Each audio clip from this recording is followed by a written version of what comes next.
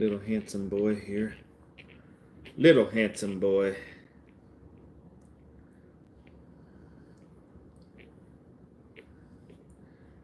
Little handsome chocolate tri boy. This guy is, what is he, honey? 2 days old? Today's Thursday. He was born Tuesday? Yes. Okay. Yeah. So welcome, guys. Welcome, welcome. Welcome, I Am Bulldog Nation. Thanks for joining in. Thanks for joining in. I Am Bulldog Nation. Wanted to show off this guy. Not going to keep you guys very long tonight. It's been an exhausting couple of days, you guys. So we have one puppy. So this boy is out of our girl, Diva. She had 2 puppies, and this is the only one that made it. So, and he is a looker. Very handsome chocolate tri boy. Zoom in on this little guy. So Diva is 38 pounds. She's a miniature also. This boy's going to be super nice. Super duper nice. I like a lot about him. But yeah, it's been tough, guys. This is the tough part of breeder life. She had 2, a little boy and a little girl, and this is the guy that survived. The girl just didn't have it in her to make it. But this guy here is super nice, and I just wanted to show him off. Just cute little guy. He's thriving, actually. He doesn't want to stop eating. Look at that big belly. Nice tan points. Yeah, he's super nice.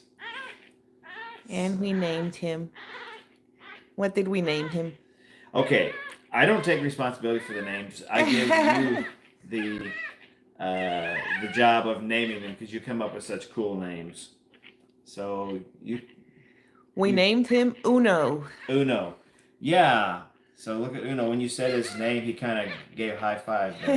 Hi, Uno. So it was since he only one survived out of this litter, guys. It was a toss up to go with Uno or Solo, and we went with Uno. So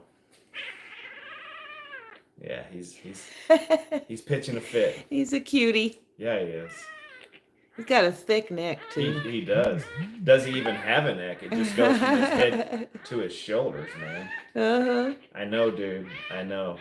So I'm gonna put him in the incubator real quick, guys.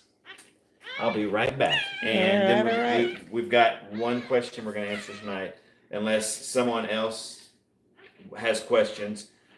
We come on here on TikTok and YouTube every Thursday night at 8 p.m. Central Standard Time.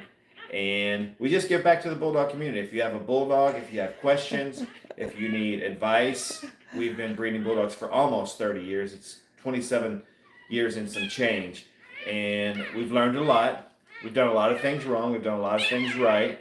And we're willing to share with you guys any advice that we can give. So Tammy keeps repeating, can I have him? Can I have him? Can I have him? Okay, Thursday night Q&A, and Tammy's one and only question is, can I have him? Not for free. Message me privately and we can talk. But yeah, he is spectacular. I'd be happy to share pictures of his mom and dad. They're very, very nice. And this guy is going to be a stunner. So I'm going to put him back really quick in the incubator, honey. Okay. And then I'll come back and you have a few questions for me. And anyone else out there that has any Bulldog related questions, we are certainly happy to help you with your questions. I'll be right back. Yeah. So feel free, guys, to, if you have questions, put it in the feed there, and I will try my very, very best to read those questions to Mike so I remember them and let him know. But we do have one question that he's going to be talking about tonight as soon as he gets back. So let us know. Thank you for joining us, guys. See quite a few here. Awesome, awesome. Welcome, welcome. Okay, so honey, you had some questions. Yes. Bulldog questions. Well, there's one here, Nana. Okay. Her question is, my English Bulldog female, 2 years old, has bad skin allergies. I've tried expensive foods. So your question is what to do about it, I'm assuming? Okay. What are your suggestions? Okay. So allergies can come from three main sources, guys. Um, so I'll start with this. It's interesting that you say that. Here's why. We just sent out a Newsletter. a newsletter with an article that Eva and I put together, and it was directly related to allergies. So, if my advice to you guys that are listening, if you have questions, not just allergies, but it is very timely that the question is asked because we just sent that newsletter out today, and allergies was the topic because we are entering into allergy season. And so what I would say is step one, go to our website, iambulldognation.com. I'm going to say it slower because I run it all together and sometimes folks can't make out what it's. iambulldognation.com. It's all one word, www.iambulldognation.com. Go there and subscribe to our newsletter. When you do that, it puts you in the loop of a ton of cool bulldog related information. Matter of fact, that's all we do, right? That's why it's named I Am Bulldog, right? Not trying to be funny. It's just, I couldn't get very creative with the name, right? But we send out tons of information every month, sometimes every couple of weeks, but at least every month, you guys. Helpful, valuable information for you and your bulldog. And this month, we talked about allergies. So yeah, go to our website, subscribe to our newsletter. I think you have an opportunity to click a button on every page, right, honey? Where exactly would you go if you were a new person wanting to subscribe to our newsletter? It's on our homepage, if you just scroll down, you will see subscribe to newsletter, and it even gives you a free booklet with recipes. Okay, it's not giving it to them. You're giving it to them, right? Yes. Yeah, so a while back you created a recipe book with wholesome home treats and snacks for your dog. You can make them right here at home, and it's your personal recipe book, right? Yes, and the good thing is it's products that are good for them, things that you have in your home, and there's no preservatives or additives because you're making them fresh for them. So it's made from whole foods right there at your home, and so it's like it's sort of like homemade doggy treats that are way more wholesome than what you would buy at the store. They are made at a factory, and they're just making something to sell you. They don't really put the TLC into it with the love and the ingredients that you would at home. So yeah, you can go there, you can click on that, get you a free Bullylicious treat recipe book, and subscribe to the newsletter, and we'll answer tons of questions like this even there. It's totally free, guys. The only fee that you have to pay is share with your friends. Hey, this guy, Mike Tucker, Eva Tucker, his wife, they're bulldog junkies, and you can get all kinds of free stuff from those guys if you subscribe. So that's the only fee that we have. So this month we talked about allergies, and there's three main sources of allergies, guys. One is environment, which is the most common, by the way. One is environment, the most common, and because it's the most common, it's easy to change if you just kind of go, okay, is the environment, is it a seasonal allergy? And I'm setting this stage, you guys, because I can't just say, oh, your dog's got allergies, give him this pill, right? And then all the problems go away. That doesn't happen. There are those that would be happy to say, oh, your dog's got allergies, here, buy this pill from me, and it'll fix it. And they haven't even asked you a question of what kind of allergies. Is it environmental? Is it food? Could your dog have fleas and ticks and be having an allergic reaction to that? By the way, that's the three main sources of allergies: environment, food, or fleas and ticks. So you could be changing the food all over the place, and it's not even a food-related allergy. It could be environmental.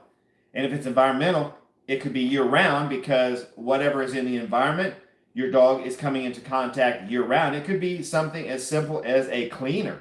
Does that mean the grass outdoors when you say environment? Yes. Yes. The grass outdoors, okay? Some dogs are so much like people. They really are, guys. With the diet, the closer we can stay to nature, the healthier we'll be as people. The closer we can keep our dogs to nature with their diet. Sorry, guys. Speaking of allergies, my eyes are itching this very moment. Yeah, there's all kinds of things out there right now, all kinds of pollens and, little seeds and weeds and all kinds of stuff just sprouting all over the place, and they could be picking those up. Right. Here in Texas, we have mountain cedar. That's, everything is blooming and pollinating, and there's just tons of things floating around in the air. That's what I mean by environment, but also dogs can be allergic. Those are natural environmental things that can cause allergies, but also they can be allergic to cleaners. It could be something that you're using to clean your house with. It could be maybe a detergent, and you're cleaning his bed with this detergent, and he's having an allergic reaction, particularly if it's on his stomach, chest area, like where he's laying down. I would say that could be suspect right there. So there's tons of different allergies, and I'm certainly not trying to sidestep the issue. I just want you to be aware that there's environmental allergies, there's food related allergies, and then there's allergies that can be caused by parasites such as fleas. Fleas can cause irritation and allergic reactions. So and as a process, some of these things, guys, you don't actually have to go pay the vet for. Hey, my dog has allergies, and they'll give you something. It may be a steroid. It may be something similar to what we take, Benadryl, Apoquil. Things that will calm down the allergies and the symptoms, but they don't really fix them. And so you know what that causes? It causes your dog to be, basically addicted, not literally addicted, but dependent on these drugs, and the problem is still there. The drugs are just hiding it, okay? So you can begin just thinking, when is he getting these allergic reactions? Is it year round? If it's year round, it could be probably environmental or food related. I'm assuming that you don't have a flea problem year round, So you can begin to eliminate what it is not, and that will draw you closer to what it is. So, if you've tried a bunch of different foods, and I don't know what foods you've used or you've tried, so it could possibly be something in the environment. Yeah, she's thinking it is environmental. It is year round. She's no fleas. She protects them from that. Her dog is on Apoquil. Oh, yeah. And on Apoquil, is he still having the symptoms, or have they gone away? I'm not going to wait for her to answer that, but that would be. I'll tell you, and this is just overall good general information, you guys. Apoquil is something that you don't want to be using long term, in my opinion. Not a vet here, but again, it puts a mask, it puts a Band-Aid on the problem, you guys. It makes it go away, but it also has long-term side effects. It actually will reduce the life of your dog. Yeah, that's what I've heard too about it. Apoquil is no bueno for long-term use. Right, temporary relief, but the real fix is kind of deep diving and going into where could this allergy be coming from. Like I say, it sounds like environmental or food related. And feel free to message me. You can text me. I'm happy to help. If I don't have the answer, which, by the way, you know, we've been into the Bulldogs almost 30 years. Anything that could go wrong probably has gone wrong on you know, our journey, but we have learned a lot, and we do enjoy giving back because I just love these Bulldogs, you guys. And by the way, I love you too. I want to help you. I want to help your Bulldogs. So yeah, message me privately. Phone number is 903-440-0553. My email address is Mike, M-I-K-E, at iambulldognation.com. And of course, if all of that's hard to remember, you can just go to our website, iambulldognation.com, and my phone number and our email is there. Just reach out, guys. I would so be happy to help. Sometimes I need to see pictures and get more details, but yeah, allergies are they're a real thing. They're a big thing. Not just Bulldogs. Yeah. It's almost epidemic, guys. Yeah, one person here says that their dog has, you know, the same symptoms. He, you know, gut yeast, licks and chews, loses hair all over. So yeah, both of you guys, feel free to email me. I want to help. there are things for them. Yes. Yes, there are things. There is an answer. Sometimes, natural, holistic. Yeah. yes. Sometimes you got to dig.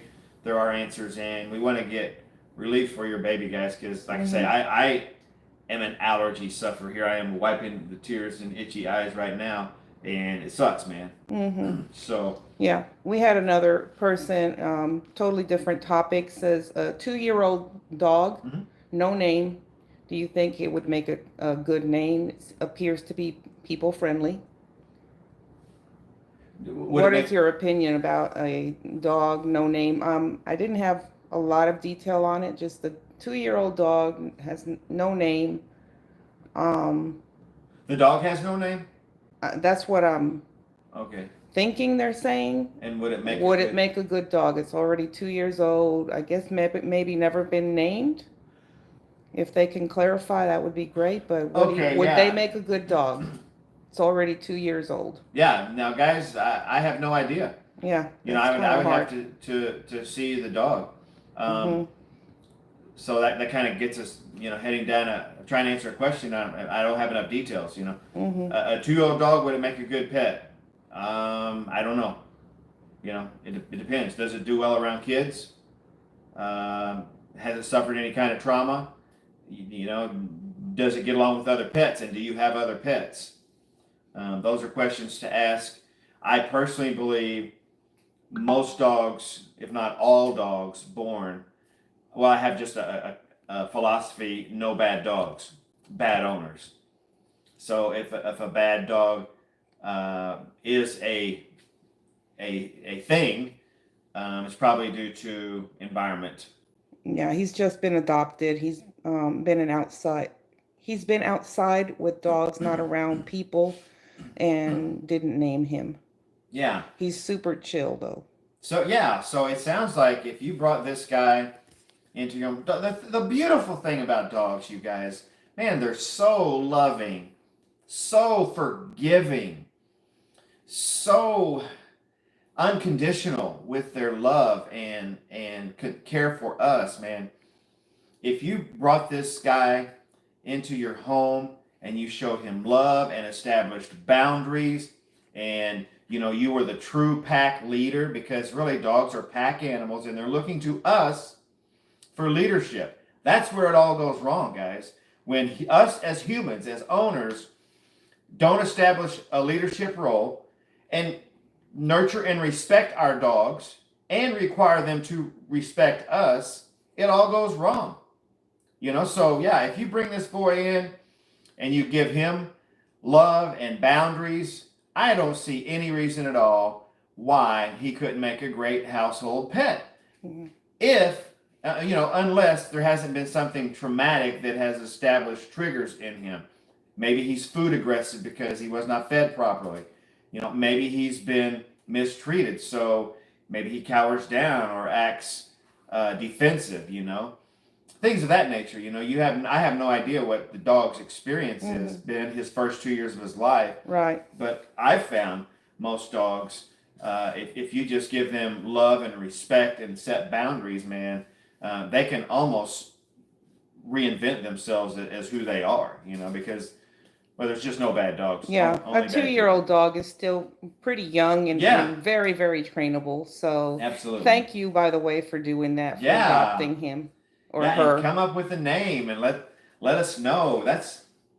What an awesome journey. Mm-hmm. And how lucky this dog is. He's stepping into a brand new life. So Yeah. kudos to you. That's awesome.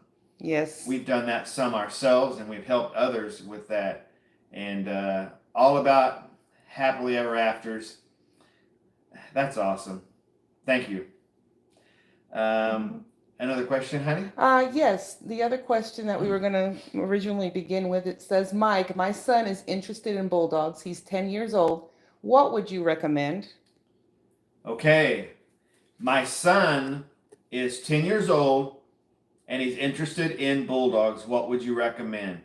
So I'm not sure whether he's interested in a pet or he's interested in bulldogs as far as maybe breeding them and having a litter and that.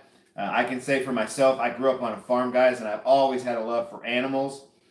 And I've always raised critters, man. When I was 8 years old, I had rabbits that I raised. I had male and female rabbits, and they had babies, and I raised rabbits. We had chickens. I incubated chickens. I had this incubator that I got at a garage sale, and I incubated chickens. It takes 21 days for an egg to hatch. Just the miracle of life was so cool for me. It started out with goldfish,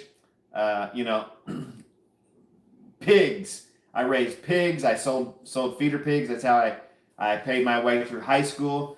Kind of old school there. I didn't get an allowance. I had to make money on my own, so I went to work for the farmers around us, and I raised pigs, man, and I sold them, and that's how I made money. So I was always raising things, always breeding animals and raising things. And then our kids came along, honey, and I got to be a kid again, right? They raised and bred show rabbits. So we went and we produced show rabbits, and we drove all over the country, man, showing rabbits. I'll never be so glad as when we sold that last rabbit. Our kids got out of the rabbit showing hobby, and I was like, thank God, because I remember rabbit shows are on the weekends, guys, usually Saturday, and I'd work all week, and we had 4 kids, so they all had their own rabbits that they would show, and we'd have to be 400 miles away on a Saturday morning at 8 o'clock to register these rabbits to show. And ooh, man, guess who was the driver? It wasn't one of my 4 kids, because they were all little. And it wasn't her, because she stayed home and held the fort down, right? Mm-hmm. So we got up crazy early, 3 o'clock in the morning to be at these shows. Sometimes they were a couple hundred miles away. Sometimes they were a little bit longer. Sometimes they were a little bit closer. But so I'd drive. They would show rabbits all day, because there were different age brackets and classes and all this. So they'd show rabbits all day. Then at the end of the day, we'd load all the rabbits up, load the kids up, drive back home. I'd get home Saturday night. It was dark. Put the rabbits back up, and next week do it again. So, woo! It was a grind. Yeah. So, just real quick, a shout out to Blake Ashmore. He says, keep up the good work, Mike. And also Bentley and Finn are in the house. All right. So, hey, Blake, good to hear from you, brother. So, yeah, Blake is in Austin, Texas. Red Dirt Bullies. Blake is a good dude, man. I've been to his house a couple of times. Matter of fact, our girl, Rain Dancer, is a product, Blake's stud, Blue Hunteds. And we couldn't be more happy with Rain Dancer, I'll tell you that. She's out of our girl Emery, but sired by Blake's stud, Blue Hunteds, a very unique and amazing miniature English Bulldog. So yeah, cool to have Blake and Finn and Bentley and Finn. And Finn, good to have you guys here as well. Hopefully they're doing well. Yeah. The question is, Mike, my son is 10 years old. he's interested in bulldogs. What should I do? I would say that's an amazing interest. Check this out. He's not interested in video games. He's not interested in, what else are kids doing these days? Watching TV. what are 10-year-olds doing? Yeah. Getting in trouble. There's a whole lot of worse things that your boy, your son, could be interested in. So I would say, feed the flame, baby. If this guy is interested in a bulldog, you know what?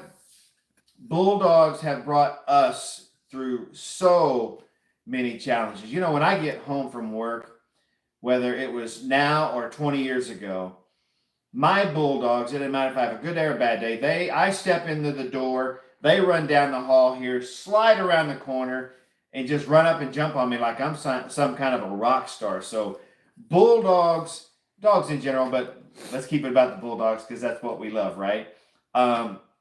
Just the energy, the unconditional love, the acceptance, the hey, Mike, don't take life so seriously, that kind of a thing, that energy. Bulldogs are amazing. So if your 10-year-old is interested in bulldogs, whether it's as a pet, showing dogs, Blake Ashmore's on here, he's really into showing his bulldogs, or breeding, feed the flame, baby. Message me. I'd be super happy to direct you to whatever space that your boy would want. Whether, like say, if he just wants a companion, I can give him direction in that route. If he wants to show, I know who to put him in touch with to show. If he wants to breed, we can definitely talk about, how do you start? What do you do? Blah, blah, blah. Yeah, I think it's very awesome. They're educational.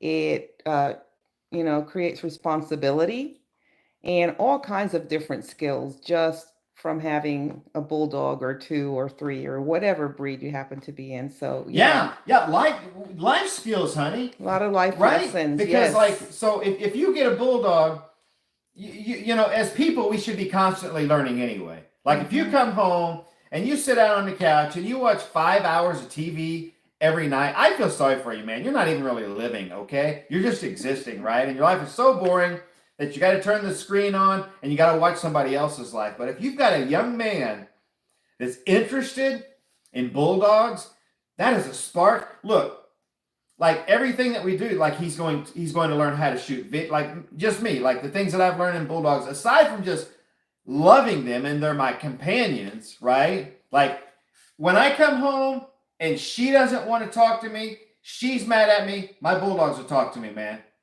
They're not mad at me. I whip out a little treat, a little snack.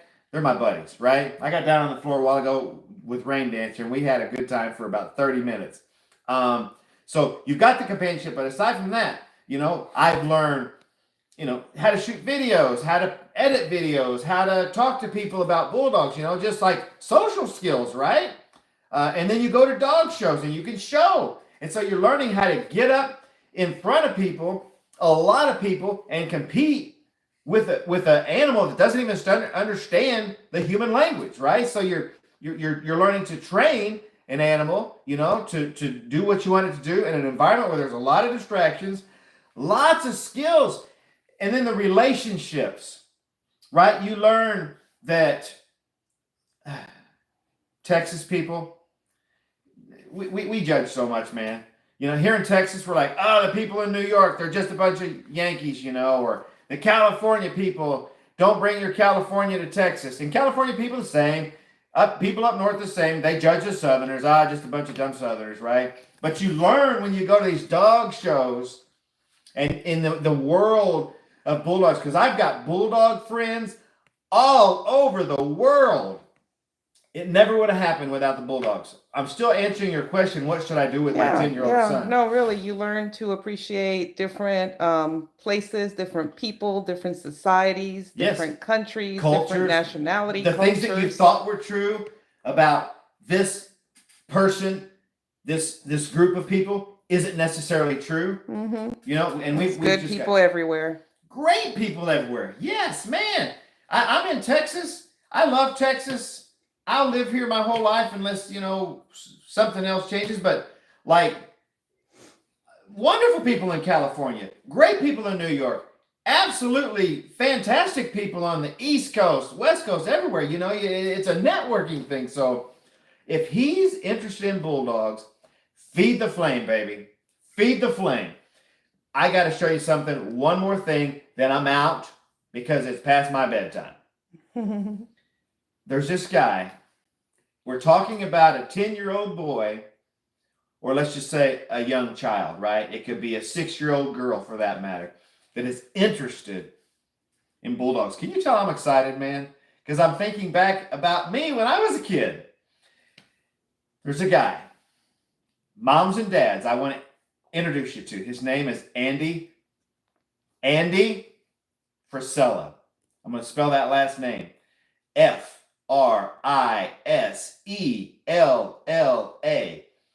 And he has written a book series about 2 bulldogs.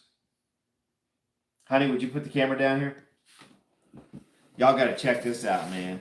Now, this is especially for the kiddos.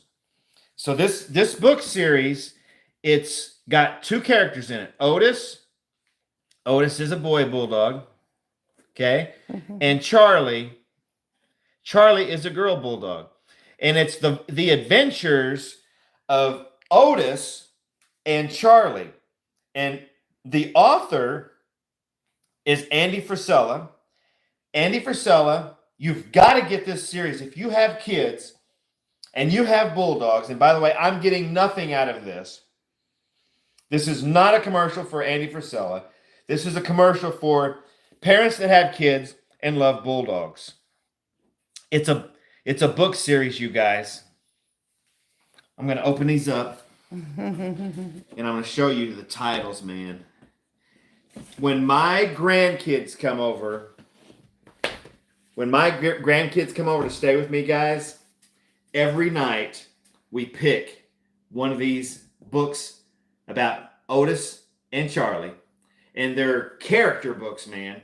They're stories that teach your kids character, teaches your kids how to make good decisions. I get excited. If you are a parent and you have bulldogs, you have to get Andy Frisella's book series, Otis and Charlie. Here's the first book that we have. It's called Daring Dreams. Charlie the Bulldog's Daring Dreams. And it's what it's doing, guys. It's sharing that these bulldog characters, it's sharing with them the idea of dreaming big, man. Do you want your kids to dream big? You got to get them this book series. Then the next one, and like I say, I let my grandkids pick out which book they want. Every night it's a different book. Otis, the Bulldogs, Very Big Excuses. I love this one because this book is about, things that we know we should do, things that your kid knows that he should do or she should do, but they make all the excuses. And this is a book to help attack that problem head on. Then there's another one. Otis and Charlie finished first. And it's a book, it's a story about preparing for a race and having courage to enter the race and having the strength and determination to finish the race. Another great book, another great character lesson, right? A couple more, then we're out of here. Charlie the Bulldog's Fantastic Fruit Stand. Man, this is a story about entrepreneurship. They start a fruit stand and they're selling fruit and they're making money. Like, you want your kids to learn about business, right? You got to get them this book. And then Otis and Charlie Play to Win. Man, we are in this thing to win, right? We're in it to win it. And this little book here teaches kids to play to win. You don't just get a participation trophy in life. You have to work, and you have to work to win. It doesn't come for free, right? We want our kids to know these things. So anyway, man, I have these for my grandkids, guys, and this is not, I don't know why this turned into this, Next week, we'll show off the Bulldogs, and we'll have more Bulldog questions that we'll answer. But the question was, I have a 10-year-old and he's interested in Bulldogs, and I'm saying feed the flame, baby. And if you have kids at all, and you don't have this Otis and Charlie adventure series, you're failing them, man. So that's all for now, guys. Thanks for tuning in. We'll see you next Thursday, 8 p.m. Central Standard Time on TikTok and YouTube. And then this coming Tuesday, just like every other Tuesday, 8 p.m. Central Standard Time on Instagram and Facebook. Thanks for joining, guys. Have a good one.